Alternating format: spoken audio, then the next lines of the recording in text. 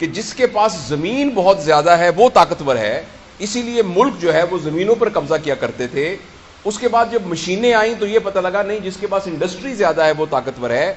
اب یہ ہو گیا ہے کہ جس کے پاس ڈیٹا زیادہ ہے وہ زیادہ طاقتور ہے. اور آپ حیران ہوں گے کہ ایک شخص جس کا نام ایلون مسک ہے، اس نے $42 بلین کی ایک چیز خریدی ہے جو کہ اتنی بھی بڑی نہیں ہے کہ اس کو جیب میں رکھا جائے، جو کہ کہیں ہے ہی نہیں، اور جو کہ ایک ٹیڈی پیسہ پروڈیوس نہیں کرتی.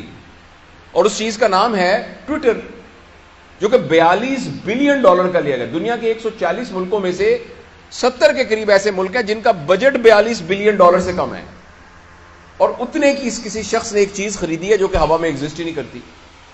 تو آپ حیران، اس بات سے حیران نہیں اس نے کس لیے خریدی ہے ایک چیز.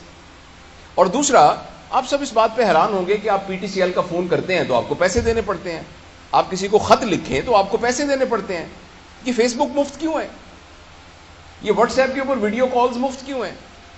یہ آپ ہزاروں تصویریں بھیجیں، یہ مفت کیوں ہیں؟ اور جس بندے نے واٹس ایپ بنایا اس کے بلینز آف ڈالر خرچ ہوئے ہیں، وہ پاگل ہے کہ ہم سب کو مفت دے رہا ہے. فیس بک مفت کیوں؟ اس لیے کہ اس بھٹی کا ایندھن میں اور آپ ہیں. میں اور آپ ان کو ڈیٹا پرووائڈ کر رہے ہیں ہر انڈیویجول کا، اور یہ ڈیٹا کیومولیٹ ہے. صرف ڈیٹا سے کچھ نہیں ہوتا، ساتھ ایک پیرالل جو کمپیوٹنگ پاور ہے وہ اتنی انٹینس ہو چکی ہے کہ جس کے نتیجے میں آرٹیفیشل انٹیلیجنس کی وجہ سے آپ کی ایک ایک بات ہر فرد کی ڈیٹا کی شکل کے اندر لوگوں کے پاس موجود ہے. اور جس کے پاس ڈیٹا زیادہ ہے اب وہ اس دنیا کو رول کرے گا. گوگل نام کی ایک کمپنی دنیا کے بہت زیادہ ملکوں سے زیادہ امیر ہے، اور گوگل کوئی ایک ٹچ بٹن، ایک سوئی، ایک دھاگا نہیں بناتی. پھر وہ دنیا کی کیوں امیر کمپنی ہے؟ اس لیے کہ اس کے پاس سب کچھ ڈیٹا ہے. لہذا پہلے جب انسان ایک ڈیوائن گائیڈنس کے ذریعے اپنی زندگی گزارتا تھا، پھر اس کے ذہن میں آیا کہ جو مجھے اچھا لگتا ہے میں نے ویسے زندگی گزارنی ہے. ابھی کچھ عرصے کے بعد ہمارے ہاتھ سے یہ پاور جانے والی ہے. اب الگوریدمز ڈیسائیڈ کریں گے کہ ہم نے کیا کرنا ہے. میں ملتان میں رہا ہوں بہت عرصہ، میں ابھی بھی ملتان میں جاتا ہوں تو مجھے گوگل میپ کھولنا پڑتا ہے، ورنہ میں وہاں پہنچ نہیں سکتا. اسی طریقے سے کچھ عرصے کے بعد آپ نے کیا کھانا ہے اس کا فیصلہ فوڈ پانڈا کرے گا. آپ نے کون سی کتاب پڑھنی ہے اس کا فیصلہ امیزون کرے گا. اسی طرح آپ نے کس پارٹی کو ووٹ دینا ہے اس کا فیصلہ کوئی گوگل پالیٹکس فار ایگزامپل وہ کرے گا.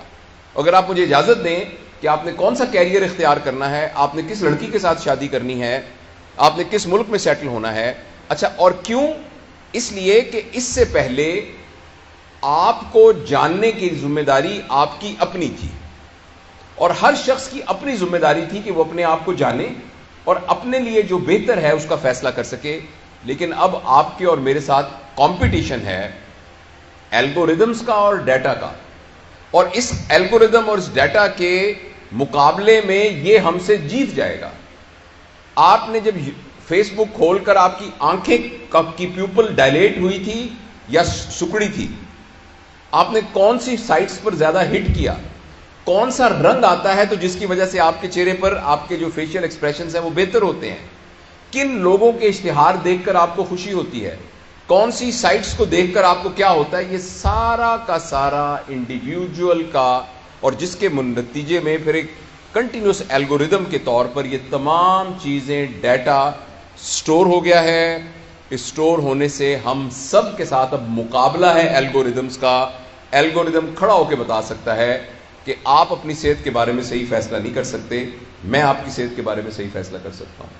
مجھے پتا ہے آپ کے کھانے کا پیٹرن کیا ہے، کیونکہ ابھی کچھ لوگوں نے تصویریں جب کھانا اگر کھائیں گے تو کر کے فیس بک پہ لگا دی ہوں گی. آپ بالکل یہ مت سمجھیے کہ آپ نے آئس کریم کھاتے ہوئے جب تصویر کھنچوائی تھی وہ تصویر کچھ نہیں ہے، وہ تصویر ایک بٹ آف جگزا پزل ہے جس نے آپ کو ہیک کرنے والی اس پکچر کے اندر وہ موجود ہے. آپ نے کہا کہ میں آج فلانی جگہ پر دوستوں کے پاس پہنچ گیا، وہ ایک ایک چیز کمپیوٹنگ پروسیس میں سے گزر کے آرٹیفیشل انٹیلیجنس کے ذریعے سے الگوریدم کی شکل میں موجود ہے. اور کچھ عرصے کے بعد میں اور آپ اس قدر مجبور ہو جائیں گے کہ ہم الگوریدم کے غلام بن جائیں گے. یہ بات فکشن نہیں ہے. میں آپ کے ساتھ یہ بات بہت سیریسلی شیئر کرنا چاہتا ہوں. اگر اس سلسلے میں ہم نے فوری طور پر کچھ نہ کیا اور آپ سے میں بات اس لیے کر رہا ہوں کہ آپ پوٹینشیل پیرنٹس ہیں. جو لوگ 30 سال کے، 40 سال کے، 50 سال کے یا میری عمر کے، سر کی عمر کے ہو گئے، ہم سب پتھروں کی سلیں بن چکی ہیں. ہمارے اندر سے نیا مجسمہ تلاش کرنا بہت مشکل ہے. ہاں ہو سکتا ہے بہت ہماری رگڑائی کی جائے تو اندر سے مجسمہ تو ہر پتھر میں موجود ہوتا ہے.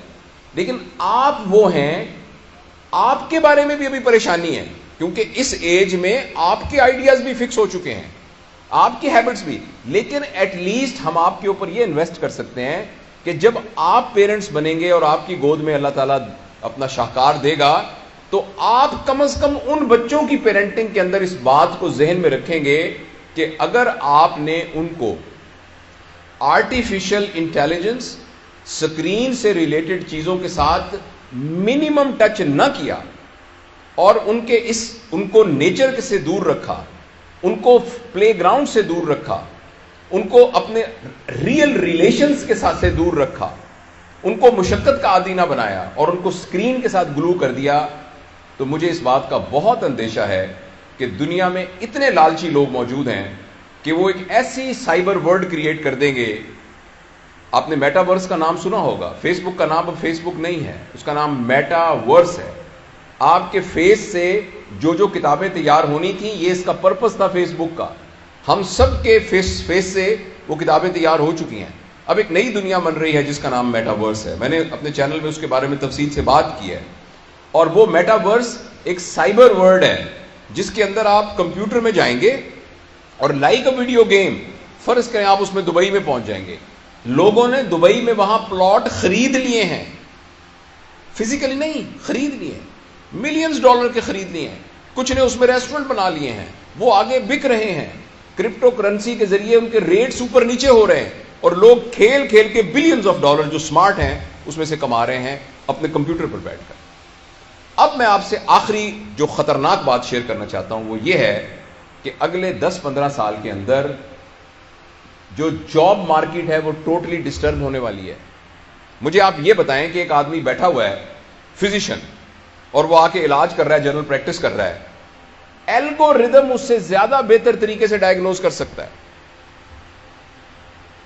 کیونکہ ہیومن ایرر اس کے اندر نہیں ہوگی. اور آرٹیفیشل انٹیلیجنس اتنی ہو رہی ہے کہ ایکچولی شاید ہو سکتا ہے آپ ایک ایپ ڈاؤن لوڈ کر لیں اور اپنی 60-70% بیماریوں کا خود علاج کرنا شروع کر دیں لوگ، یا کہ کمپیوٹر ایکسپرٹ کے ذریعے سے علاج کرانا. آپ کو یہ بات انہونی لگ رہی ہوگی مگر یہ بات ہونے جا رہی ہے.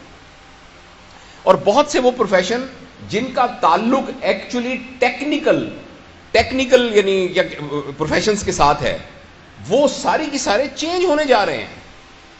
اور کچھ عرصے کے بعد وہ جاب مارکیٹ میں وہ کنونشنل پروفیشنز کی کوئی ضرورت ہی نہیں رہے گی.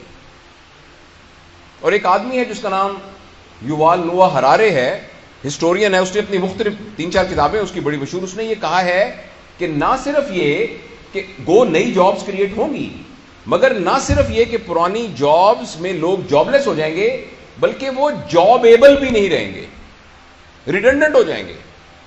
تو یہ بہت ایک سیریس چیلنج ہے. مجھے اور آپ کو اس سیریس چیلنج کے لیے تیار ہونا پڑے گا. اور یہ ہماری آنکھوں کے سامنے، آپ میں سے پتہ نہیں کتنے لوگ ہیں اگر اپنے دل میں جھانک کے دیکھیں تو ہم میں سے 80-90% اسکرین ایڈکٹس ہیں. تھوڑی دیر کے بعد اگر یوں کر کے موبائل نہیں کریں گے تو ہمیں دل میں خدبود ہونی شروع ہو جائے گی، ہمیں ڈوپامین کی ڈیفیشنسی فیل ہونی شروع ہو جائے گی. اور یہ اسکرین ایڈکشن بڑھتی جا رہی ہے. پلیز میں آپ کو یاد کرانا چاہتا ہوں کہ یہ اسکرین ایڈکشن میں صرف یہ خطرہ نہیں ہے کہ آپ کو پلیجر مل رہا ہے اور یہ غلط بات ہے، یا آپ ایڈکٹ ہو گئے یہ غلط بات ہے، یا آپ کا ٹائم ویسٹ ہو رہا ہے یہ غلط بات ہے.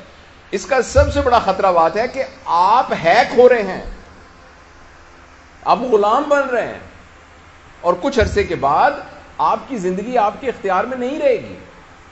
اس سے بچنے کے لیے ہمیں ابھی ڈراسٹک اقدام کرنے پڑیں گے. اسکرین کے یوز کو منیمائز کرنا پڑے گا، اپنے ڈیٹا کو مفت میں آگے نہیں دینا پڑے گا اور اس سلسلے میں اپنے لیے کوئی ڈسپلن قائم کرنا پڑے گا. اس سیلفی کی کیا ضرورت ہے کھڑے ہو کے کہ جی میں اس وقت میں کڑائی گوشت کھا رہا ہوں اس لیے میری سیلفی ہے. یہ میں اپنے چچا کے گھر گیا تھا، یہ سیلفی، یہ سارا کا سارا ڈیٹا میں مثال کے طور پہ کہہ رہا ہوں، یہ سارا کا سارا ڈیٹا اکٹھا ہو رہا ہے اور ہم ہیک ہو رہے ہیں، اور اس کے نتیجے بہت خطرناک ہونے والے ہیں۔